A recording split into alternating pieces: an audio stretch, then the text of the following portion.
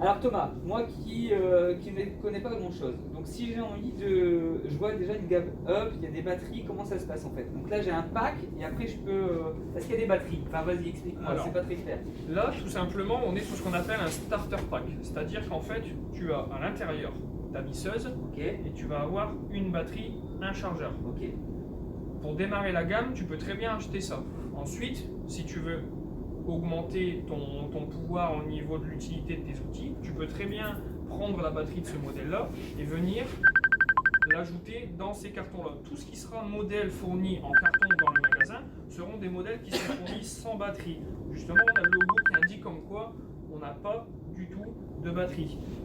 Pareil, si jamais vous n'êtes pas forcément intéressé par l'utilisation de la visseuse, mais par exemple partir sur soit ce modèle-là ou encore partir sur un perforateur, vous pouvez très bien, par exemple, acheter batterie, chargeur séparés et du coup derrière venir prendre la machine et vous faire un pack de démarrage complètement, enfin vous faites la conception vous-même. Ok, d'accord, c'est clair. Donc si j'ai bien compris, soit j'achète ça et là comme j'ai une batterie, un chargeur, je peux acheter les autres gammes. Exactement. Si j'ai pas besoin de ça, j'achète juste le chargeur et la batterie à côté et j'achète le produit que j'ai besoin. Exactement. Pour ton usage spécifique. Nickel. Ensuite, je vois il y a des petites indications. Alors déjà 20 volts, c'est quoi ça en fait? Alors 20 volts, c'est ce qu'on appelle la tension d'utilisation.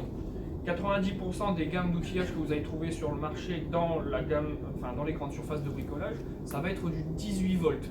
Donc en fait, là, on est sur du 20 volts max, ce qui veut dire qu'en fait, la tension d'utilisation est plus élevée, donc les caractéristiques de la machine et l'utilisation sera plus importante.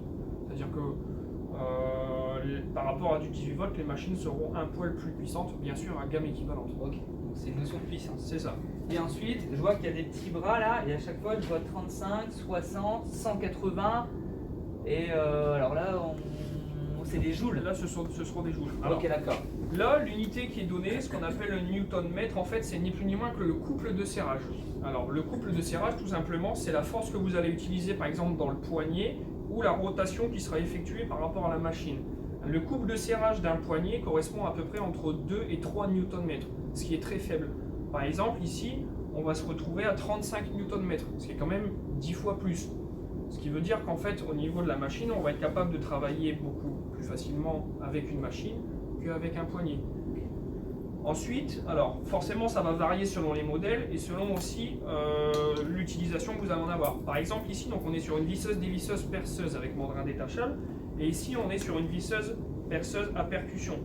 Donc là, on a en plus de ça un moteur brushless. Ça, on y reviendra juste après, mais c'est ce qui permet d'avoir un couple de serrage qui est plus élevé. Ici, on a 60 Nm, qui est le double de celle-ci. D'accord. Et ensuite, on va avoir la visseuse à choc, d'où là où Jean-Marie tout à l'heure parlait de l'impact, ce qu'on appelle choc. Ici, on est à 180 Nm, ce qui correspond en unité un peu plus connue à 18 kg sur un bras de levier d'1 mètre. Ok, d'accord. Merci, c'est plutôt clair.